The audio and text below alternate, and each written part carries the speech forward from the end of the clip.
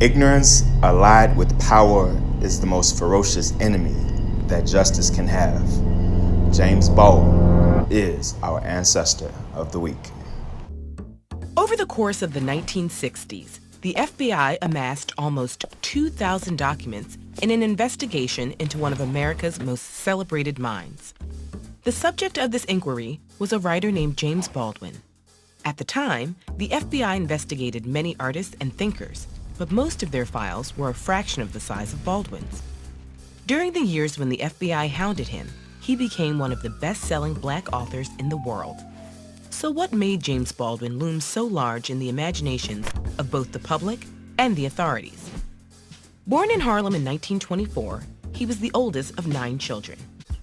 After high school, he began writing novels and essays while taking a series of odd jobs. So in 1948, at the age of 24, he moved to Paris on a writing fellowship. From France, he published his first novel, Go Tell It on the Mountain, in 1953. Baldwin gathered his thoughts on race, class, culture, and exile in his 1955 extended essay, Notes of a Native Son. Meanwhile, the civil rights movement was gaining momentum in America. Black Americans were making incremental gains at registering to vote and voting, but were still denied basic dignities in schools, on buses, in the workforce, and in the armed services. Though he lived primarily in France for the rest of his life, Baldwin was deeply invested in the movement and keenly aware of his country's unfulfilled promise. He had seen family, friends, and neighbors spiral into addiction, incarceration, and suicide. He believed their fates originated from the constraints of a segregated society. In 1963, he published The Fire Next Time, an arresting portrait of racial strife in which he held white America accountable.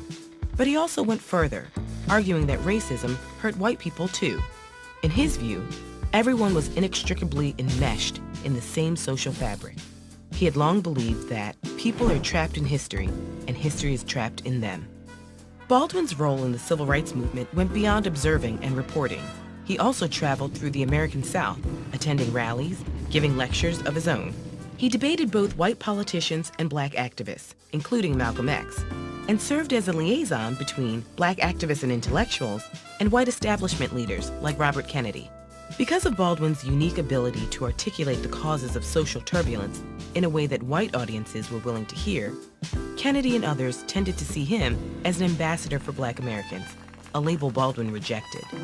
And at the same time, his faculty with words led the FBI to view him as a threat. Throughout his life, Baldwin considered it his role to bear witness. Unlike many of his peers, he lived to see some of the victories of the civil rights movement, but the continuing racial inequalities in the United States weighed heavily on him. Though he may have felt trapped in his moment in history, his words have made generations of people feel known, while guiding them toward a more nuanced understanding of society's most complex issues. Learn about other trailblazers of the civil rights movement with these videos.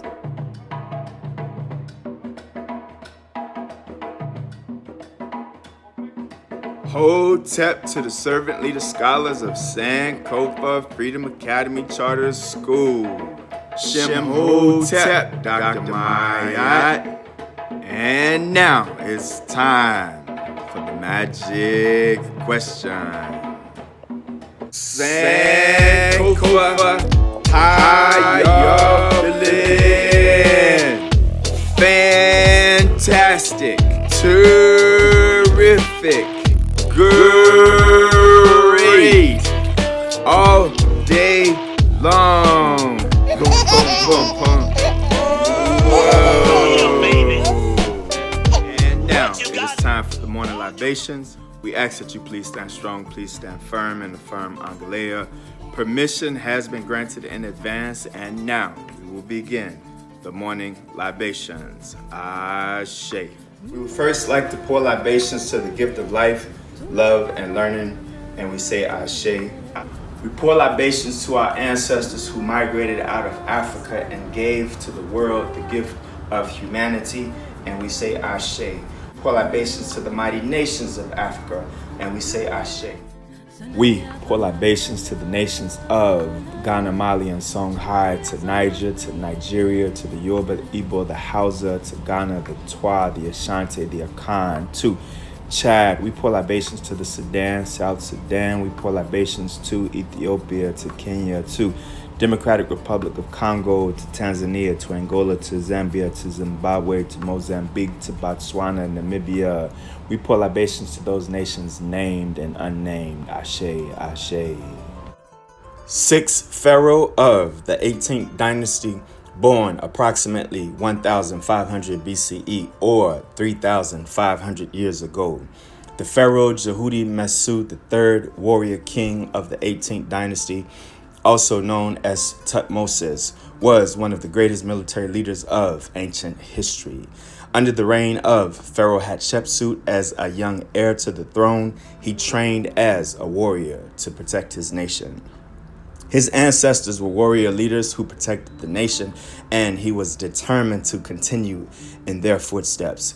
His most famous battle of 17 military campaigns was the Battle of Megiddo, in which the pharaoh Jehudi Mesud III said, "Capture Megiddo with 1,000 princes was the capture of 1,000 towns." To the pharaoh Jehudi Mesud III, we pour libations and we say, Ashe. We pour libations to our ancestors who survived the torturous, treacherous journey of the Middle Passage. Ashe. We pour libations to our ancestors who survived in the dungeons of West Africa, taken in wars and enslaved. Ashe. We pour libations to those ancestors who rerouted ships, burned ships, sank ships. Ashe. We pour libations to our ancestors who gave their lives as a testament to freedom. Ashe, Ashe, Ashe. To Rachel Beauvoir Dominique, we pour libations and we say Ashe. Born 1965, she became an ancestor 2018. She was an Haitian anthropologist and Vodun Mambo priestess.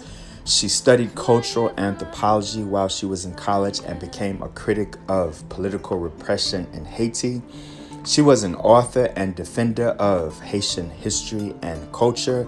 She collected oral histories on the origins of the Haitian Revolution. An award-winning writer, a cultural anthropologist. To Rachel Beauvoir Dominique, we pour libations and we say Ashe. To Mary Ellen Pleasant, we pour libations and we say Ashe. Believed to be born in 1814 into slavery with some disagreements around her birth and aspects of her life, she was rightly called mother of the civil rights movement in California. Upon acquiring her freedom, she went to California and became a businesswoman, entrepreneur, and real estate investor in San Francisco. Blending the racial color lines, she became an extremely wealthy multi-millionaire, employing escaped slaves, bringing lawsuits to desegregate streetcars in the 1860s, providing funds for the Underground Railroad, for which she had a reward put out on her life. She even funded John Brown's raid on Harper's Ferry. To our ancestor, Mary Ellen Pleasant, we pour libations and we say, Ashe. Nannie Helen Burroughs, born 1879, possibly 1880. She became an ancestor in 1961. She was an educator, feminist, and activist.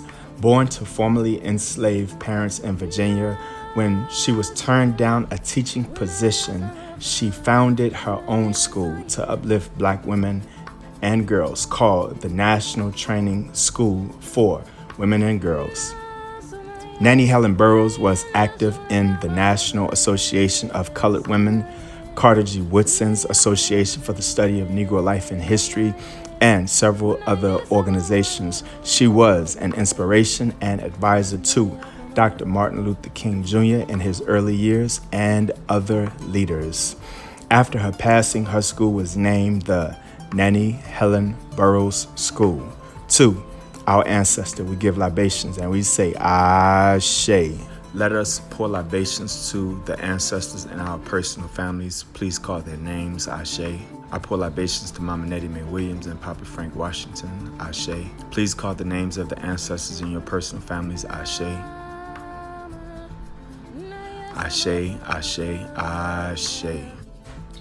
We would like to give thanks and affirmation to the leadership of Sankofa Freedom Academy Charter School. To our upper school coordinator, Sister Tamika, we give affirmation and thanks, and we say Ashe. To Brother Issa Clark, our COO and co-founder, we give thanks and affirmation, and we say Ashe. And to our CEO, our head of school and founder, our leader, Dr. Mama Aisha Imani, we give affirmation and thanks, and we say Ashe. We ask that this libation is accepted with all good intention. We ask that it is understood as a form of cultural and educational practice of African-centered schools, that it is understood as a time-tested and time-practiced cultural tradition of African people. Go forth with purpose, walk in the footsteps of your mighty ancestors, so that one day the unborn will walk in your footsteps. Ashe, Ashe, Ashe. It is now time for announcements and recognitions.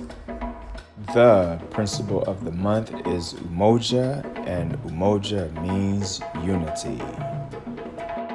The Ma'at virtue of the month is harmony. I would like to give a recognition to all those that are working hard and staying focused in spite of this pandemic. Also, stay strong and stay healthy. Please make sure you follow the guidelines of the CDC on slowing the spread of COVID-19. Wear a mask, stay at least 6 feet from others, and frequently wash your hands. Ashe.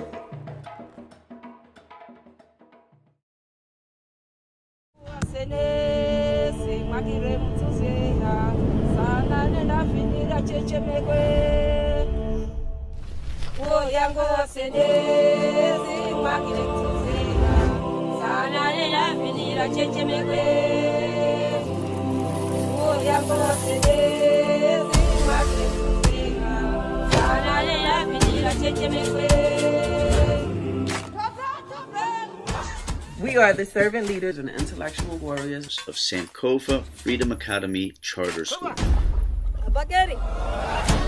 We shall always remember the sacrifices of our ancestors.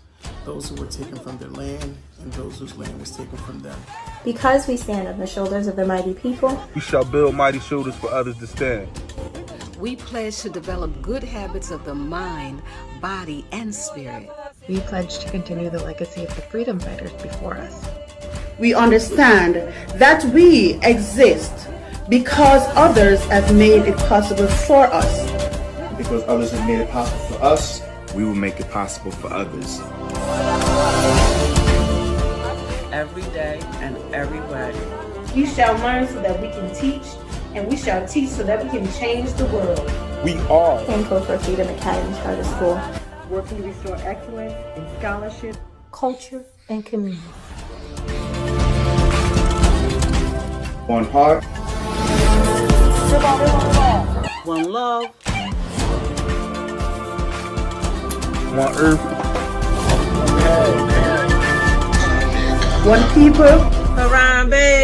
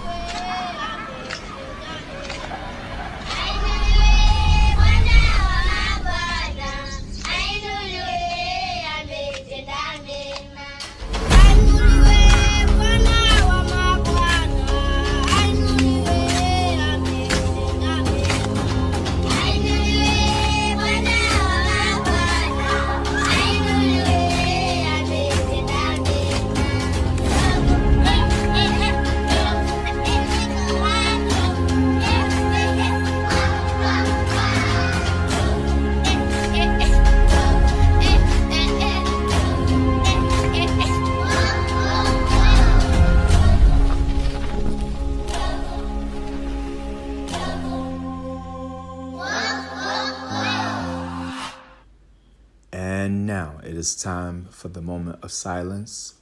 The moment of silence is used to reflect on the day. The moment of silence begins now. Stay focused. Remember the sky is the limit. And shoot for the stars. Ashe.